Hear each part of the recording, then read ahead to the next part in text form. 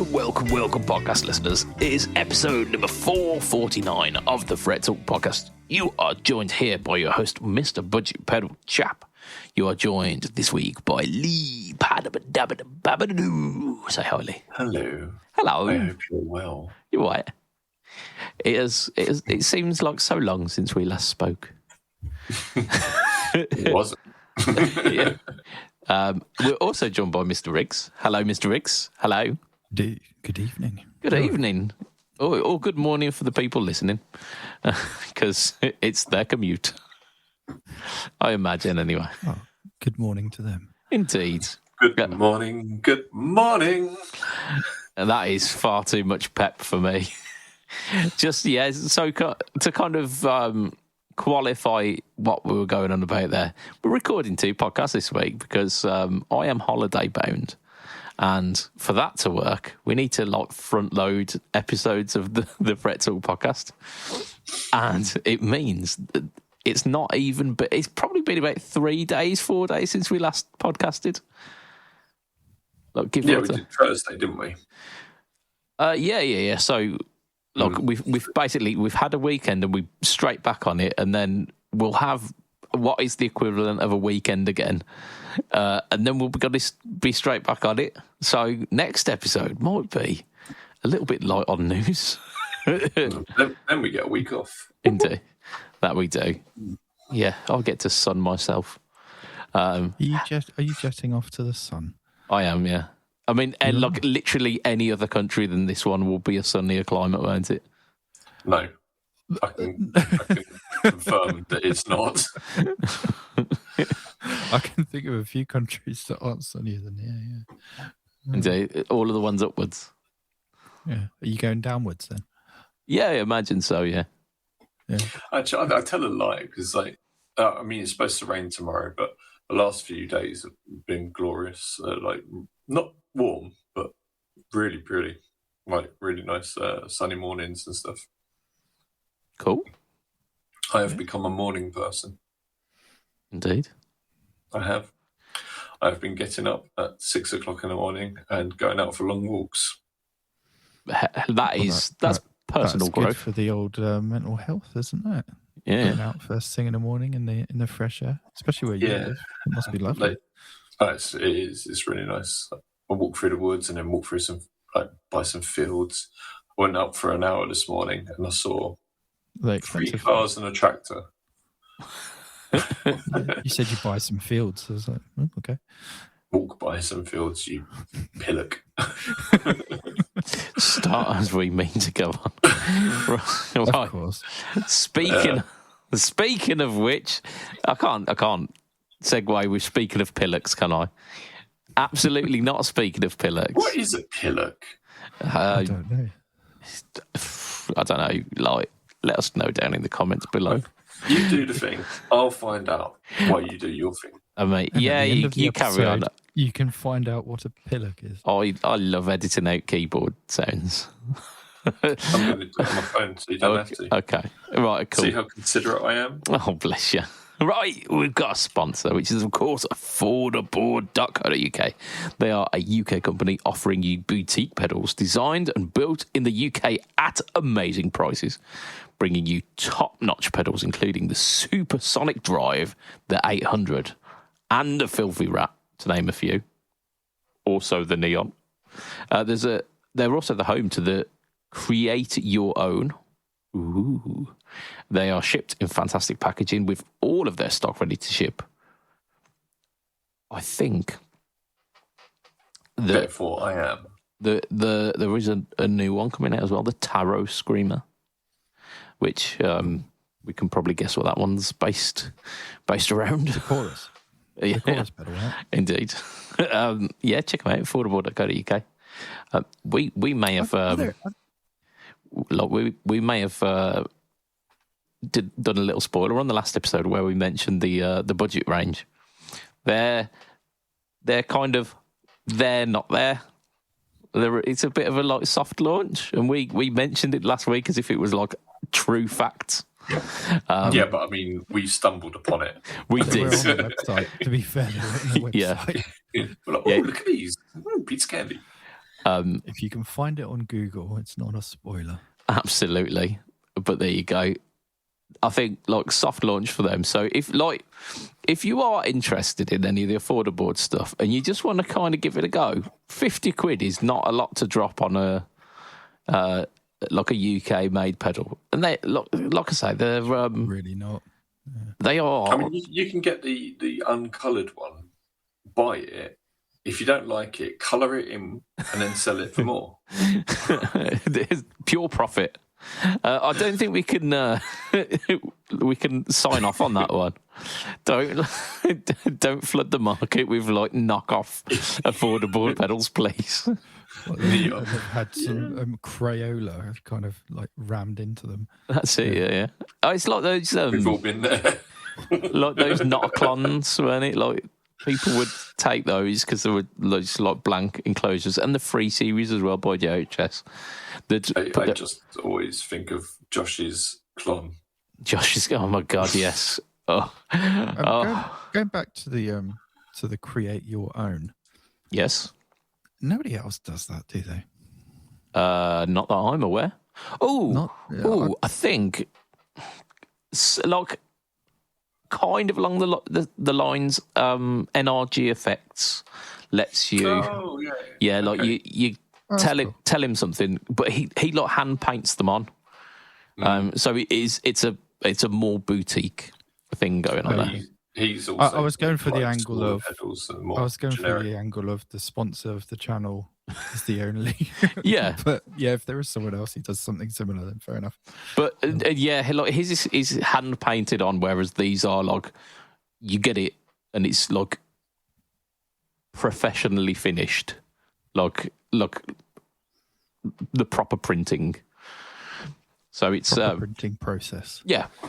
Alliteration. It's only just occurred to me because it's Neil Grimes who owns NRG, and it's only just occurred to me that NRG are probably his initials. Yeah, Neil Real Grimes. Yeah, stands for real, as in opposed to fake. Yeah. Because NFG is the Wario company version of his pedals. So you've got the.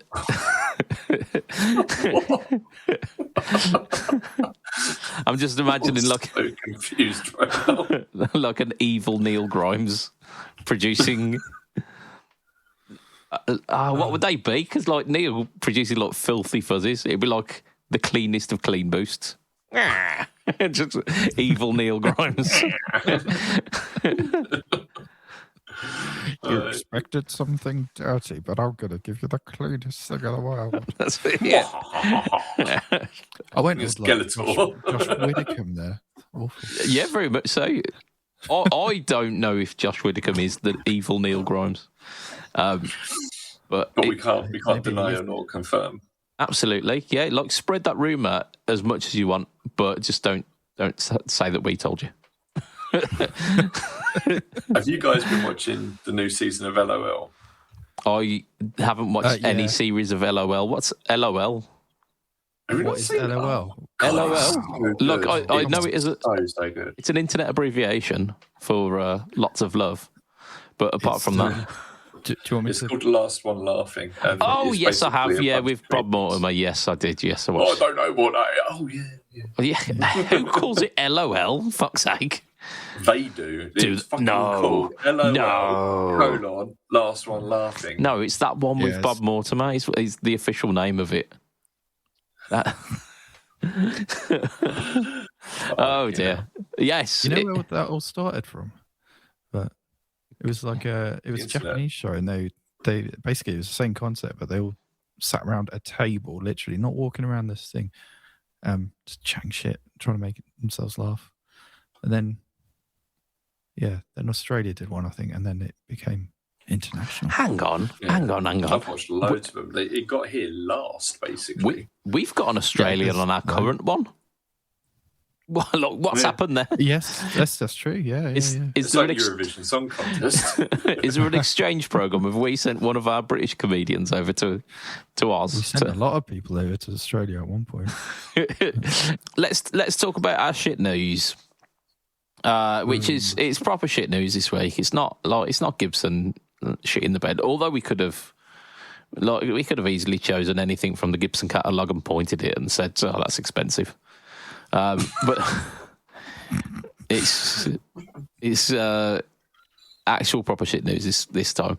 The frontman of the Wild Hearts, Ginger, has revealed recently, like literally within last week, that he's got cancer essentially. He's a 61-year-old man, so it's like, I wouldn't say like it's a fantastic innings, but it's like a decent enough kind of life of that. And he himself has said that he's lived the life of 10 men and he's going to die with dignity. He doesn't want to go through with treatment. Now, I don't know the Wild Hearts all that much. In fact, I probably couldn't name you a song. But I remember seeing this bloke around on, like, Kerrang magazine, I'm pretty sure. Like, I'm pretty sure they were pretty big. Yeah, in the kind of mid-2000s. I mean, everyone's heard of them, but I don't know much about them. I kind of feel guilty about it, though. Yeah, I'm in the same boat. I've heard the name. I recognise the guy. I've seen him in lots of things, but yeah, I don't know much about their music at all. So they're from Newcastle. They're filmed in '89, and they got influences as diverse as the Beatles and Metallica. I mean, you got the Black and the White album there. If you get Weezer in there, you could have a blue album. The worst name ever for a band. What, Weezer? Yeah, it's pretty bad. I don't know. I think Anal Cunt's worse. No, it's still got something. You can have the ball out, aren't you? No, we can have Anal Cunt. No, thanks, a band called that? Yeah. There is a band called that. There is, yeah. Wow. I shit you not. They are horrendous. Like, their songs are around 30 seconds long, and it's just it's just a blast of noise. How have we not heard of this band? They've had several top 20 singles and 2 top 10 albums. We're talking about the Wild Hearts here, aren't we? Yeah. Yeah. Right. Okay. Yeah, just reading on this article, he says he's been diagnosed with mantle cell lymphoma, which is apparently very rare but very aggressive strain of cancer, which kind of justifies his stance on it. That he knows it ain't getting better, so he's just like, what will be will be. I'm not going to try and fight it and spend years in a kind of weakened state trying to fight it off. So he was originally in a band called the Choir Boys, who I recognise them. I don't. Oh, was he?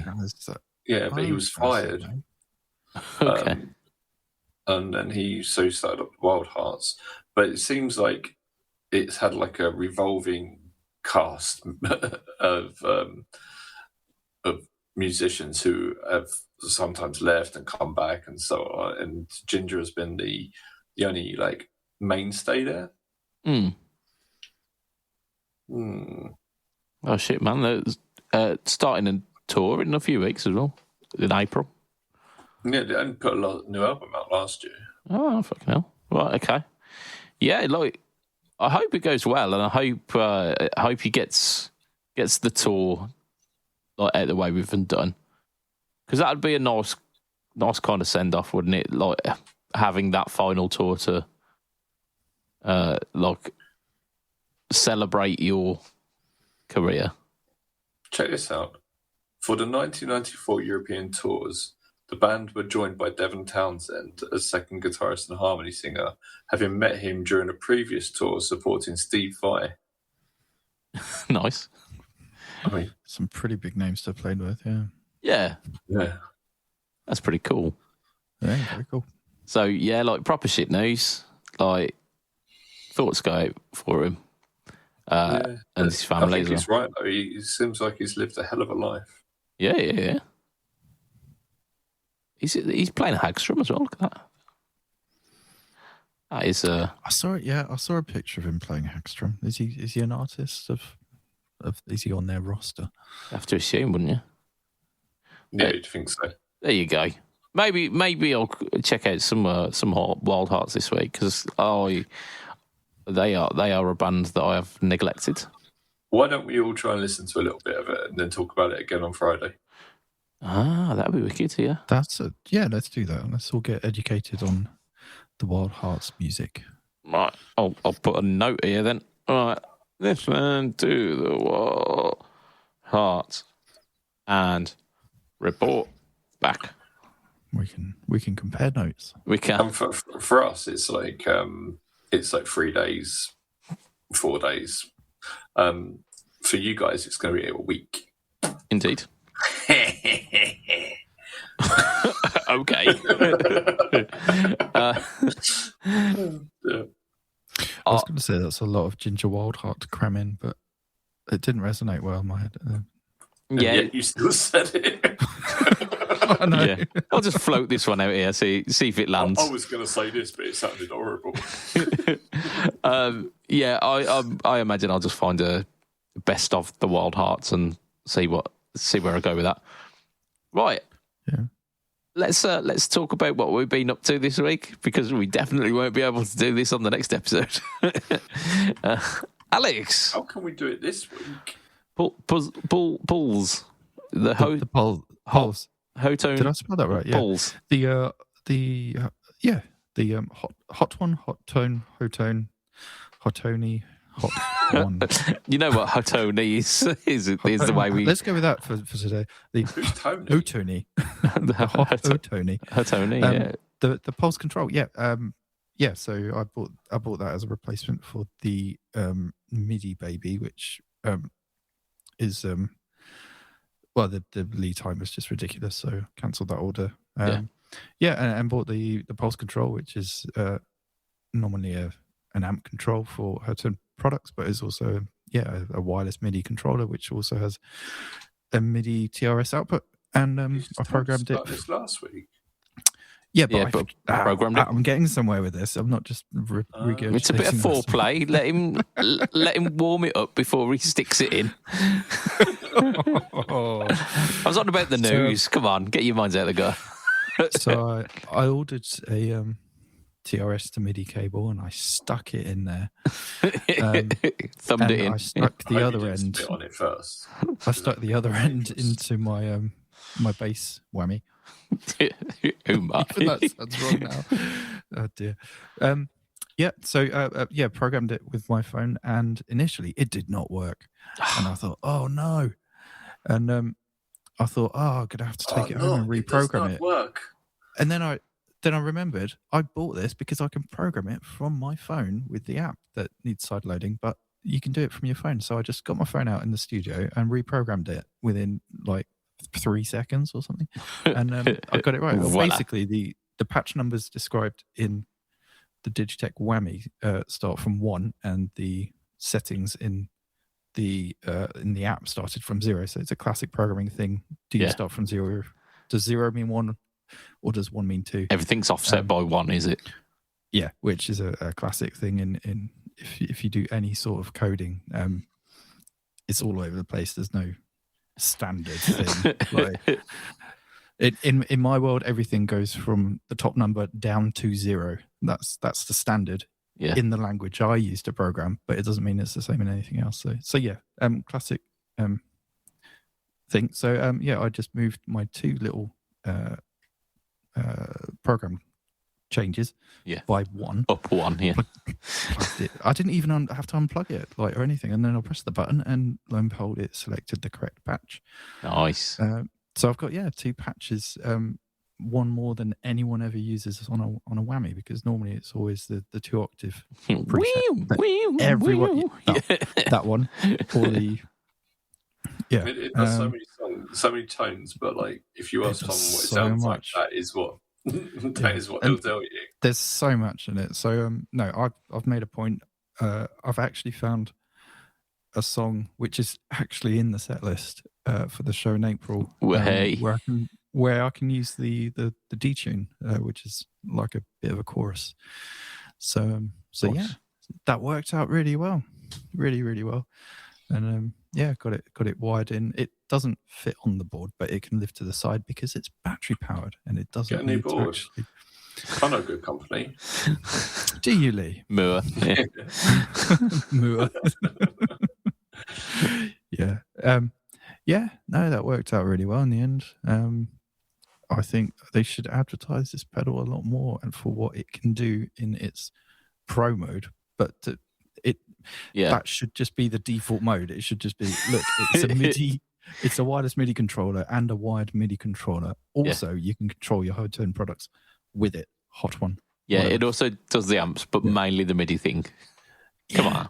Just market it as a MIDI controller for yeah. I was going to swear. Hang on, we were talking about anal cunt earlier. Yeah. No. Yeah, just for fuck's sake. Yeah, absolutely. Market it. Absolutely. Market it as a MIDI controller, please, because it just makes so much sense. And then, and it's in keeping with the budget thing. Less than 50 quid. Oh, absolutely. £45. Like, amazing piece of kit. Yeah. Like, truly, I think is fantastic. And it works really well. And the guitarist wants one now as well. Oh, so he's moved his pedals around to be able to accommodate one. So, he might pick one up at some point. He already has a separate chorus pedal, so I don't know why. But yeah, he wants one because he was like, "Oh, I like that." Double chorus. The switcher or the whammy? No, the switcher. Whammy is very much his thing. He uses a lot of whammy. I know he's got a sleeping demon, doesn't he? But I didn't know he had a whammy as well. Weeping demon, weeping demon. Demon. Weeping, sleeping demon. It doesn't go. It goes. Yeah, no, his wah is set up to an insane setting. It's such a cool wah. But yeah, sounds great. Between that and his whammy, yeah, that's part of his sound. So, and now on some tracks, I basically mimic what he does on the whammy. So both the bass and the guitar are both going wee, but 2 octaves apart. So you get dress like a chest when you're mimicking him. What? Like D&D, he's trying to D&D us. Oh, sorry. That's not just D&D, though, is it? Completely flew over my head. You put your D&D away. No one wants to see it. Listen, I don't want to see your D or your D. I had MIDI troubles this week, and I'm still having MIDI troubles because I just stopped and I was like, no, fuck it. I say this week, I mean last week, because this week has only just begun. But I was done, by the way. Yeah, no, crack on. I was naturally flowing. I thought you were done. Yeah, that was good. Good. So I've got my Poly and Step, the drum machine that we we did a live stream on it. So you know that you've got the different patterns of one like bunch of drums, and you can switch between them. So you got you do verse, chorus, and all that sort of stuff. Yeah. I was like, right, this is cool. I'll set this up and I'll do some recording. I'll record a demo. And I was like, okay, I've got it up. I've got it up in front of me, so it's just under the screen here. I've got a bunch of stuff here, and I want that. That's how I want it, so I can program it and make adjustments. Mm-hmm. And I was like, okay, I'll plug an expression pedal into it and see how I can see if I can switch through it. And the expression pedal is actually wants a proper expression pedal, so it's not for switches. I was like, okay, why would I want an expression pedal on this? But fair enough. Okay, I'll do it with MIDI. So going on MIDI, and firstly, there is no MIDI command for start and stop. How fucking mental is that? I'm going to have a word with Polly in. Right? Isn't that what the buttons are for? Like the buttons on the actual pedal? Yes, but like I said, I want it in front of me. But if you've got a MIDI switcher running into it, you want to be able to start and stop it with your MIDI switcher. I mean, Makes that's a sense. basic I mean, function of any Yeah. sort of loop or anything like that. Start and stop, is if there's a button to do it on the pedal, you need to be able to do that with MIDI as well. That's Yeah, just and the there's- general there's- way it is. There's enough variation in MIDI to be able to do that 100%. Yeah. Right, absolutely. Then I set it up to, so when I hit this, I can get the next pattern. And I pressed it, and I was like, oh, excellent, it's working. Pressed it again, and it went back to the first one. Oh, fuck's sake.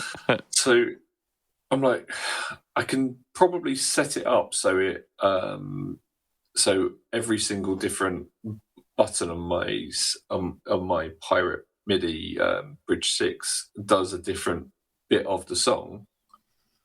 But that's a pain in the ass. I just want to press one, and then it'll move to the next one. Yeah. Yeah. Or I can move forward or back. That would be cool. Mm. But no. Sure. Yeah, so I was like, okay, I can set up a sequential thing. So every time I press it, it goes up one on the CC message. But it doesn't, it's not working.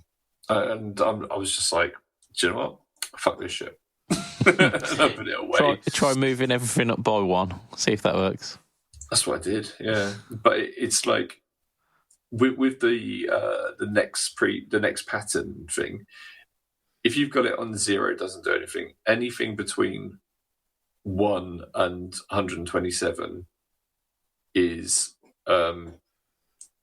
next. Mm. So it's like whatever you've got it set as, it doesn't really matter. So if you've got it at 127, then the next one, so if you've got it say 80, the next one 81, next one 82, next one 83, it doesn't seem to make any difference. Oh, it all just does the same thing. Yeah, I need to play with it some more. Oh my god! Sometimes MIDI really pisses me off. Send me the manual, Lee. I'll help you. I'll send it over to you, mate. But I mean, yeah, I've been doing MIDI a while, but I'll definitely send it over. That was me. I'm not commenting on your ability to program MIDI. I'm just offering to help. Yeah. Second set of eyes is always helpful. This is why we don't fuck with MIDI. Like, you press it. I think, and if genuinely, if you implement it correctly, MIDI is so simple, but manufacturers need to make it easy for people to implement. I know a company that have done a really good job on this, and they're called Hotone. Hot one. No, Hot tone. You want about Hotone? Hotone. Hi, Tony. Oh, it's Alex. It's that, isn't it? It's Italian Two pasta. ends of my fingers. Hotone. Oh, No, I'm just impressed at how easy they've made it to use MIDI. Like I've not struggled with MIDI myself, but to someone who's new to MIDI, it's super easy. yeah. Right, let's talk about some news, because we've talked about MIDI for a really fucking long time. Harley Benton, like everyone's favourite Harley Benton. Hey, quit that jibber jabber. Harley Benton. You meant to say fool at the end of that. Am I? Quit that jibber jabber, fool. Have you played a Harley Benton, Lee? Out of interest? Probably. I've played quite a few, and honestly, they are very good. Like, if you think about the quality standard of like 300 quid guitars 10 years ago, 15 years ago, it like far surpasses that. They're just that many times. It's amazing world to live in today for a new, other than obviously the state of the world.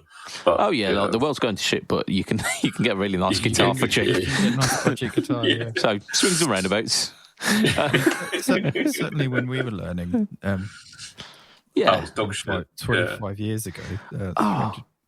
The equivalent. I shouldn't say £300, but the equivalent of £300 back then, if you reverse inflation, whatever. Nowhere near like these. Absolutely not. So I'm gonna do this a little bit backwards and tell you that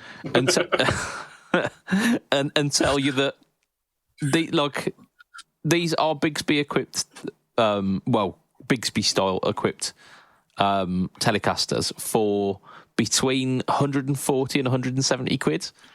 Now, when we were growing up, 170 quid wouldn't get you anything near that.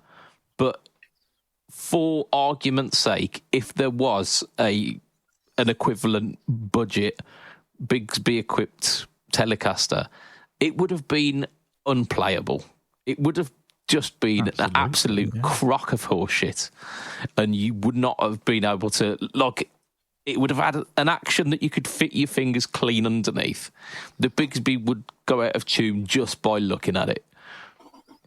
It would be absolutely horrendous. It would be made of MDF and held together by hopes and dreams. These... But no one's got any of that anymore. yeah. I mean, if you adjust it for inflation, how much? What's our 25-year ago budget? So if you kind of 300 quid when we were younger would buy you a pretty decent guitar if you knew it. I got my Epiphone Les Paul, I think, for £359, and that was I got my Bernie's for like 350, something like that. Yeah. That's a great guitar. Like I said, these are currently between 140 and 170 pounds. So these Telecasters are rock bottom. These would have been like the 70 quid, 75 quid. Yeah, the Argos guitars. So I think I got my Jim Harley. I think I got my Jim Harley Strat for 350 francs, which would have been 35 quid. Nice. Way back. Talking, nearly 30 years ago. So this is a crap. This is a step up from that.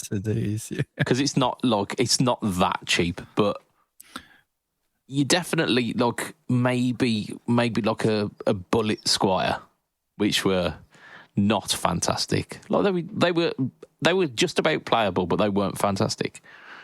These on the paper, the specs are ridiculous. Like the more expensive, the 52 has got American ash body, caramelized maple, and Alnico pickups, as well as this B style vibrato. How much is it? 107. I think it's like 173 quid. Yeah, that's right. Yeah, that's like ash body, roasted maple neck. Sorry, caramelized maple neck. Caramelized Canadian maple. That sounds delicious. That does sound nice. You've got like the step down is then the 62, which again you get a stripe of skunk with it as well. Yep. So you get Rizzler and Becky with that as well. Sorry, like the cheapest one, which is 140, like 140 quid and maybe a couple of quid on top of that. You get a basswood body with that one, but you still get the Alnico pickups by the look of it, and you're still getting that Bigsby. And then like the proper one, the one that everyone wants. And by everyone, I mean me, is the one with the double binding. Like piano black, double binding. Oh, looks fantastic. I mean, they aren't reinventing the wheel here, are they? There are three like very classic looking. No, it's a rip-off of the first ever solid body. Not with a Bigsby, it weren't. But yeah, was. They weren't. They definitely weren't. I didn't say it was. That's what I said. Oh, okay. Right. I like the TE52, the higher spec one. Yeah. It's cool. It's got like the classic kind of blackguard thing. And the stripe of skunk. Yeah. Indeed. I like the black one. Yeah, black one's legit. I think I like the light plastic blue one as well, though. Like, considering all of these Pretty damn good. I think if you were gonna go for one though, like the high spec one, American Ash Body, for what is essentially like an extra 30 quid. That's really, it's hard to argue, isn't it? So I've got some numbers for you. Okay. 7.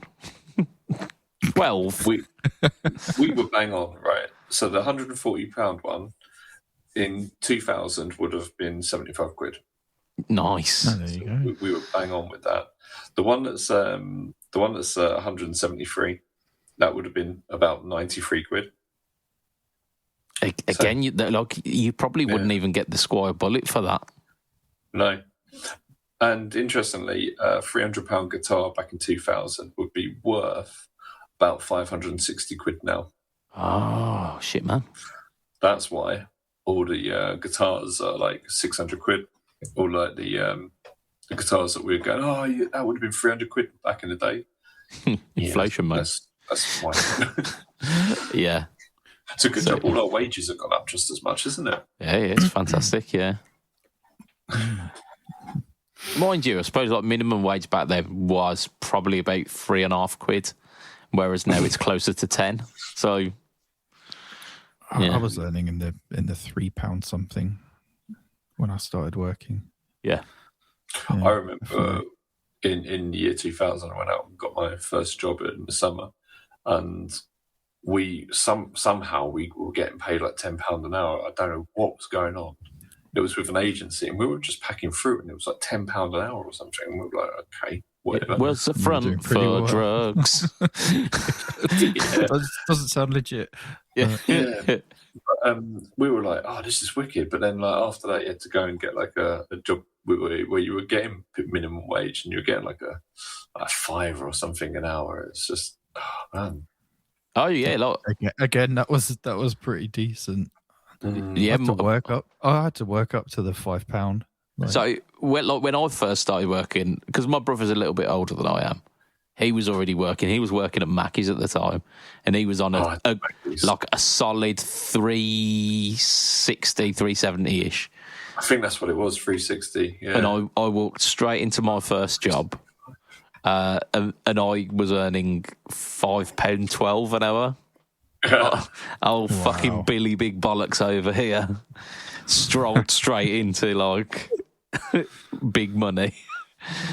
Oh, it was fantastic. I probably could have afforded one of these Harley Bentons. If you think how many hours and hours and hours we worked to afford our gear back then, and I bet if you were to compare how many hours of the current minimum wage it would cost to get a decent guitar now, probably less, I would imagine.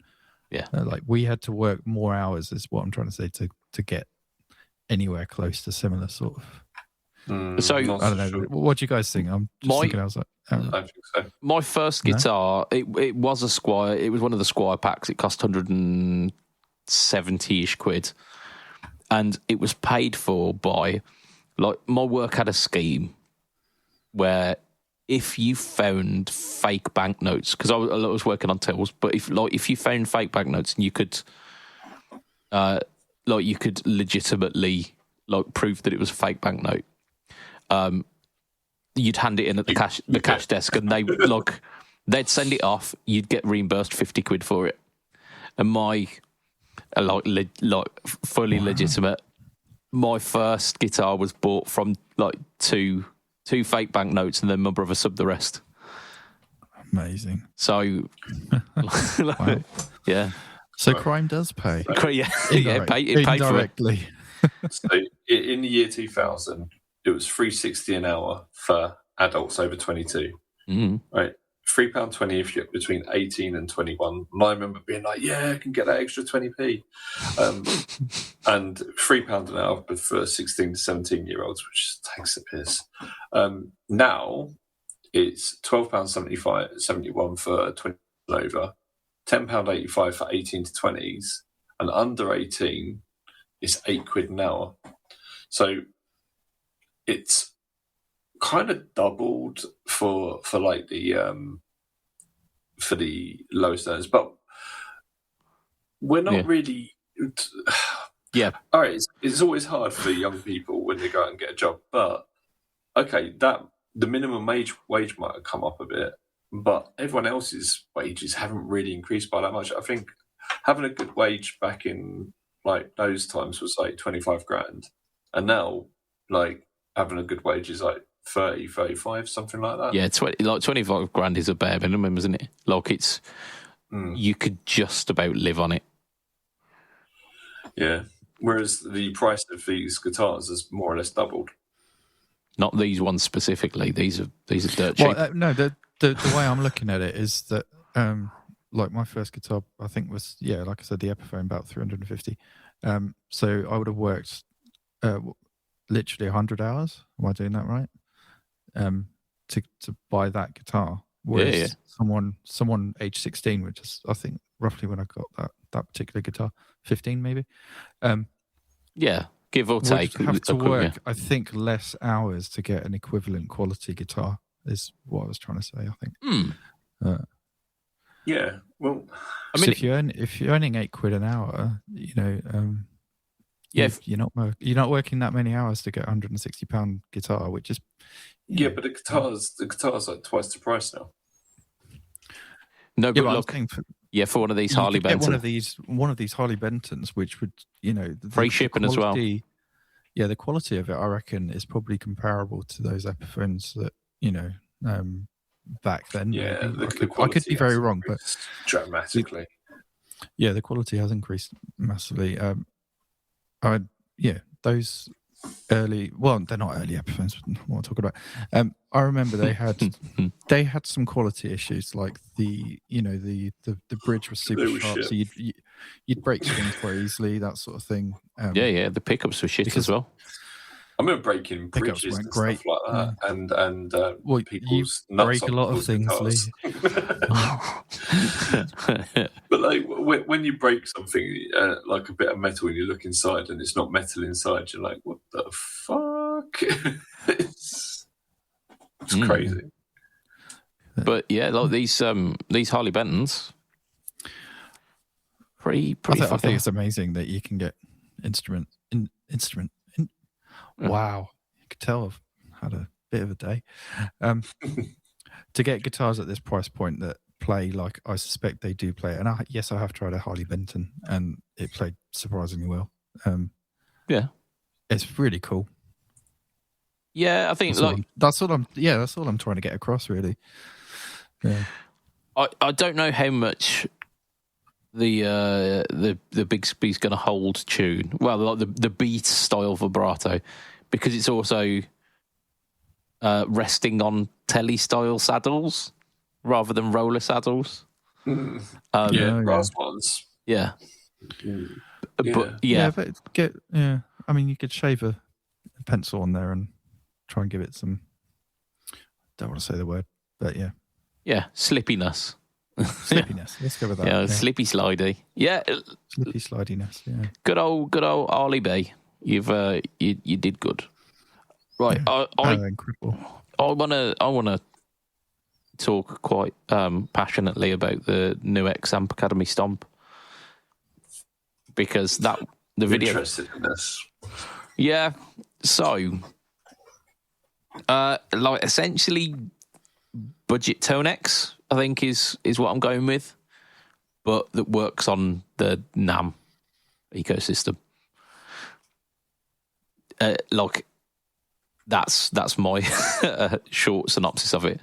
It's so feature packed. It's got stereo cab sims on it, so you can run either two of their internal cab sims that are a similar layout to what was in the Fender Tone Master Pro. It's got the picture of the cone, and you can choose like cone edge, cone, cap edge kind of thing, and then you've got like different distances from it. You can have those in stereo. You could also import your own IRs and have like stereo IRs, which you can like pan as well. You can like set the pan for them, so you can have them like hard left, hard right, or you can blend it in this. Like if you're not running stereo, you can like use that almost as a blend for like which one you want to be the more dominant of the two. absolutely fantastic. It's got compressors in it. It's got a boost section, so like drives, it's like DS1, DOD 250s. Well, it's not. It's a distortion plus, I think. Like DS1, fuzz face, all these kind of things. It's got a effects send and return as well, so you can add in on the pedal that you can put anywhere in the chain. Yeah, well, you can put anywhere in the chain. Like the last three effects are static: the delay, the reverb, and something else. I can't remember what it was. Speaker. It might be. Yeah, actually, it was. Yeah, the IR. Yeah. So those are all kind of cordoned off, and they stay where they are. But the stuff beforehand, like the comp, the EQ, the effects return, all of that can be moved about. Oh, and the amp as well, like the actual amp. The inbuilt amps have got... so they're basically the same kind of things that you had in the Trident. So like really good quality amp modelling. But now you can also go into the power amp section as well. So you compare different power amps with different like amps sections. So in my demo, I show off the Fender Deluxe model and then show what that would sound like with a solid state power amp section, and then with like the EL84s, EL34s, 6V6s, 6L6s, and show off that you can like mix and match all of these different things. It's so like so versatile, so in depth. I like things like that for like education purposes as well. Yeah, because like people are often like, "What the fuck does a KT88 sound like?" You know, well, how's that going to affect my tone? It gives you an inkling as to what it's going to do. Yeah, and it looks like they've recently dropped in price. They were about £300, which seems fair for everything that it does. I was about to butt in with that. Just seen the price. Yeah, it's like 220, I think, on Andertons, and there's some places you can get it even closer to the 200 mark.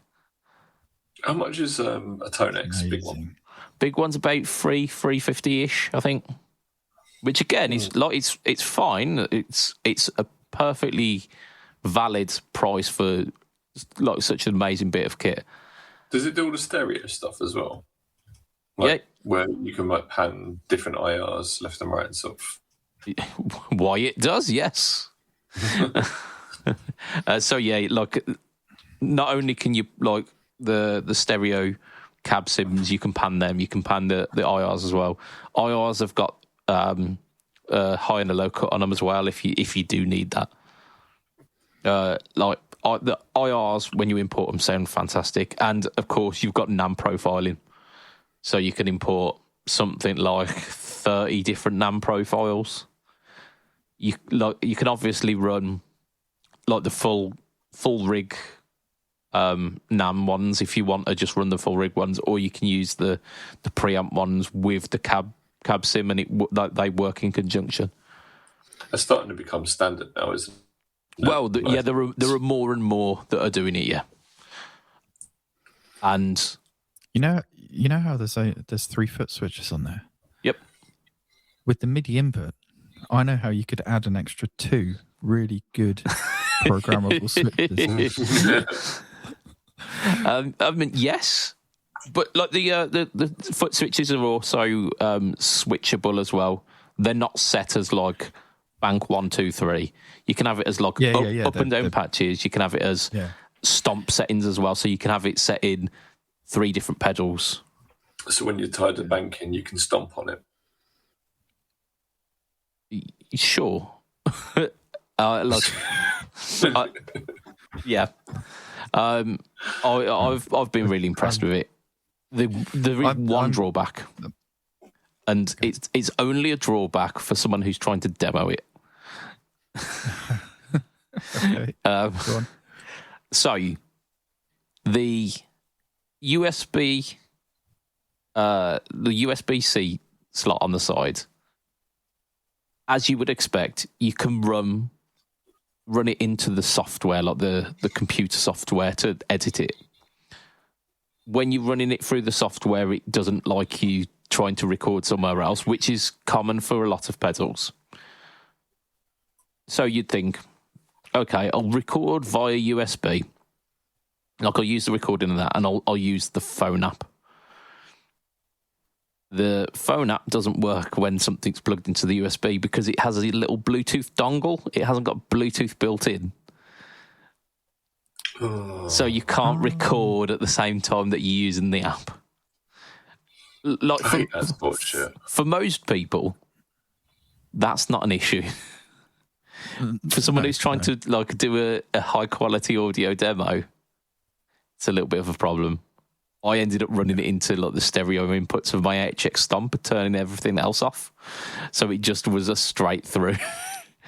I mean, I like myself, I'd plug it straight into my interface. Left into left and right interface, and I think a lot of people do that.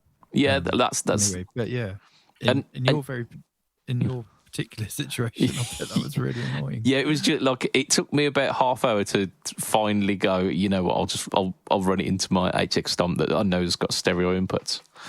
How big is the dongle for the USB? Excuse me. It's tiny. It's like about an inch tall. It just like plugs into the side of the thing. In fact, actually, it sticks up like an aerial, does it? It's funny they don't picture that on the listing. There you go. It is this. No, like a tiny little right angle USB-C thing. I tell you what, it is on the picture. It is on the picture in the listing. It's not pointed out as that's what it is, but. Do you know how you were saying you could do a 2-button foot switch, BT dubs? Yeah. This is also included in the case. Oh, you get an NMP-2 Lite dual foot switch. Yeah, there you go. Okay. Fantastic. Are they assignable? I don't know. I've not. As you can tell by me opening this live on air, I haven't used this. This recorded podcast is live on air. Indeed. But there you go. So it does say what's in the box, and it does list the Bluetooth adapter separately. So fair. Yeah, like legitimately. I wonder why they didn't build that. Like not built in, but looking at the picture, it really doesn't make much of a difference in terms of the size. No, and it only affects a very small proportion of people. Like the kind of people who are trying to record audio whilst also using the app. Using it live, you haven't got the app open, have you? No, you wouldn't expect. You pre-programmed your presets for your set. Yeah, you wouldn't. So yeah, and impressed for the current price. Let's call it. It's legitimately easy to program on the unit itself as well. I could have easily run the demo, me doing it on the unit, but it's a small screen, and I thought, you know what, let's show off the app instead because it's very visual. So I did that, and despite my difficulties with the technical details of getting it recorded, it worked fine. Once I got it actually sorted, it was worked fine, and there were some great tones to be had. So, yeah, legit. I think we've got a new budget NAM modeler that's just going to wipe the floor with them all. It's insane. You know what? I'll never get bored of seeing all these products and what they've managed to do on... You will, mate. You will. On those. There's me trying to be, really... optimistic, but it comes in peaks and troughs. Well, fine. Right now, I'm really positive about seeing all these amazing products that these budget prices. At $299, it was like, yeah, that's cool, but at $219, it's like, okay, that's a lot for how many hours of work is that at teenage minimum wage? It's affordable. Yeah. I mean, you could do a whole gig with that, no problem. Oh yeah, easily. Absolutely no problem. You do that. So you know what are we talking? 219 for this. Yeah. 150 quid to 100, whichever one you get, and you're sorted. You plug that into the for the guitar you're talking about. Yeah, so if you get one of those Harley Benton guitars and plug it into this, Amp Academy stomp pedal, you're absolutely laughing. Like, roughly like 400 quid for a couple of cables, like what do you call it as well? Maybe like an extension cable as well. Like you could legitimately gig for that. I mean, you could be that guy that turns up without cables and just borrows them. Don't be that guy. Fuck, don't be that guy. I know, don't be that guy. But power cable. Yeah. Oh, you got what you meant, mate? Cool set, yeah. Oh, can I borrow your amp? Oh, that's the classic. It's like, oh, can I borrow your amp? Cool set, bro. Yeah. Can I borrow your amp? Why not? You're an arsehole. Can you leave your amp? Can you leave your amp on stage? Leave your amp on stage, mate. Oh. Yeah, I'm going to leave my £800 amp on stage. Yeah, okay. I get cabs because like changing cabs around. Cab's fine. Yeah, I always, if I've got my cab there, I'm more than happy for anyone to use a cab, but you don't touch my amp. You're and filthy you know what, if they ask, if they ask and I say no, I say, what do you need? And then I'll look at my spare equipment, as in, a few pedals, a multi-effects that I usually have in my gig bag. I said, what do you need? I'll set you up. And then I'll set them up a setup with my spare kit, which is fair enough. This one guy did a whole set and I lent him a distortion pedal and set it up for him exactly how he liked it. Sounded phenomenal. But I did not lend him my amp though. But anyway, I doubt it sounded phenomenal. It sounded great. It's down at he had an amp, right? So I gave him a Marshall. What's the one I got? The jackhammer, and I set it up into the amp that was on the stage. And so there was an amp, right? There was an amp. It wasn't great. It was like whatever. And it sounded great. It was. Was it Valve? I can't remember, but I didn't use it. I used my own amp. But the guy was like, "Oh, can I borrow something?" And I was like, "Yeah, sure." And I set him up with a distortion pedal into the amp. I set it up, tweaked it, made it sound good, and I was listening to their set. I was like, "Oh, sounds really quite good." That's shit, fine. Man. Yeah. When was the last time you ever saw the jackhammer? No, I still got it. I'm surprised I still have it. I always think I'm losing that. But yeah. Was that the one that had the gold knobs on it? Yeah. Because they're kind of rounded silvery pedals with the. I know the lineup. Series, yeah. Because I've had a few. I had the Vibrotrem. I had the Reflector. That series. They had another blues breaker in there as well, didn't they? The what? Sorry. And was it a Governor 2 and a Blues Breaker? The Blues Breaker 2. I remember. Governor was definitely one of those in that era. Yeah. I had the compressor as well. Actually, I run the compressor for a long time. Yeah. I had one or two, and I really didn't like them. But the older ones were great. But that range, there was something I didn't like about them. I think they were fine, but they just weren't the big black box ones, and which is why people hated on them. Yeah, they weren't as good as the ones that preceded the big black box ones when I was trying them.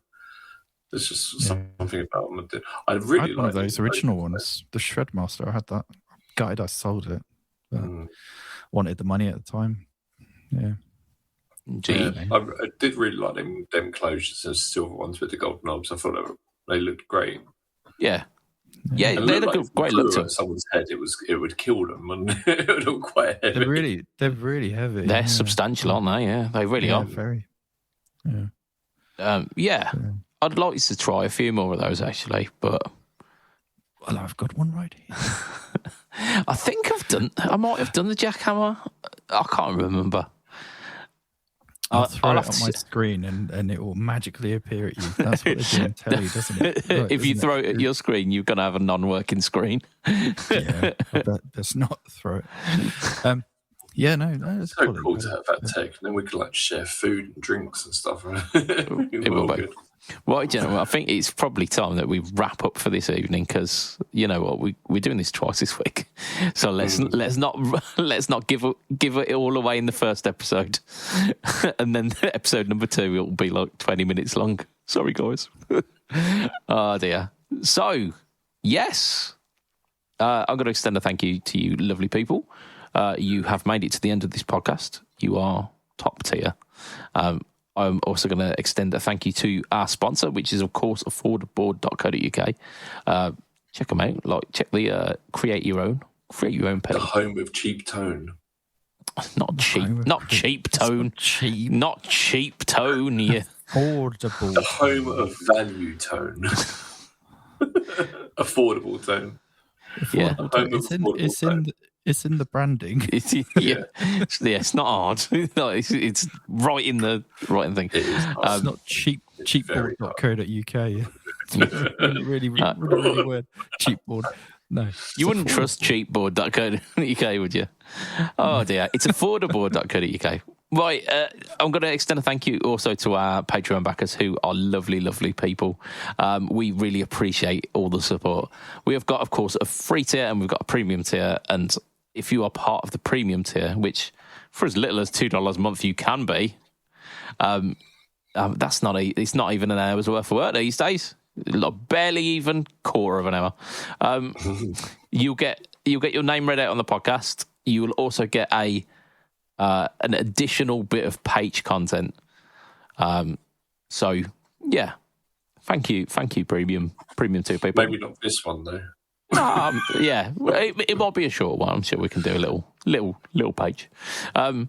We've got Mr. Adam Yeomans of Chef Tone Effects. We've got Mr. Hugh G. Rection. We've got Mr. Mike Cox Long. We've got Mr. Gary Goldencock. We've got Mr. Ben Fletcher Pickups. We've got Mr. Brian Gower of the Tone Jerks podcast, the Second Button podcast, and the Off the Rails podcast. We've got Mr. Diabetes Foot. We've got Mr. Jason Wharton of Jason Wharton 82 and of at PBOD. He did a video this week on the Affordable Neon. Check it out. We've got Mr. Gareth Brand. We've got Mr. Johnny Cambridge. We've got Mr. DJ Playnice. We've got Mr. Crazed Fandango. And we've got Mr. Mike Phelan. And we've also got our free tier, which you also get your name shouted out on the podcast as well. If you want to just get a little bit of love back from us guys, and show your support to the channel. Yeah, it's free. Go over to patreon.com/FretTalk, I think, maybe. Who knows? Yeah, sign up. It's free. We've got Brett, we've got Dave, Harry Wallington, James Bragg, JD Fauchot. We've got Jimmy Smith, John, Johnny Goat, Julian Nielsen, Kamal Singh, Kent, the entirety thereof, Marlers, Matthew Dang. That was sultry, that was. Matthew Dang. Matthew Quinn. I'm sorry, I'm really not trying to come on to you, Matthew. Well, maybe. I don't know. He is. Call me. He is. We've got Michael Baines. We got Michael Levinson. We got Mika Paponen. We got Mike. We got Nico Moisey. We got Perry Wright. We got Raphael Formaren. We got Ross Philpott. We've got Jack Richards. We've got Simon Frigger. We've got Vaughan Murray. We've got What You See Is Not What You Get. We've got William Crown. We've got Fank Brack. Michael Ribovich. Rich Gretzky. Pedalboards of Doom. Who? Is. And are you ready? Danny DeVito Disco Bear. Way. Love it. If you want to find me, I am BudgetPedalChap on Facebook, Instagram, YouTube, Threads, and Blogspot, all at or / BudgetPedalChap. You find one, you find them all.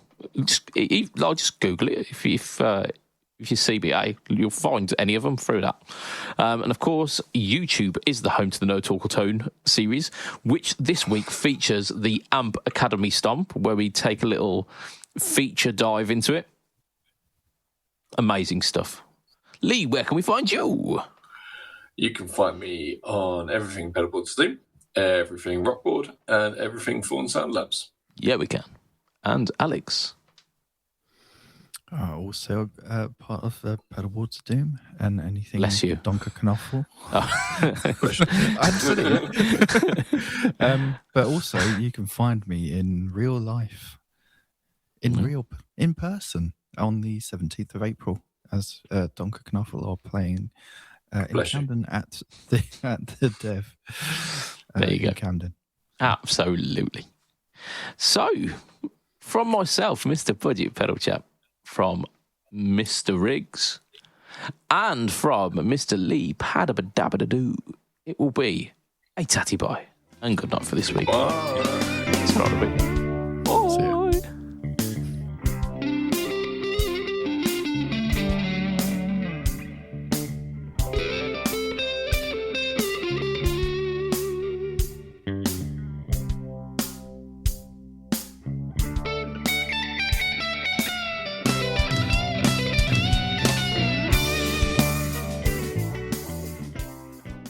My wife told me, don't get upset if someone calls you fat.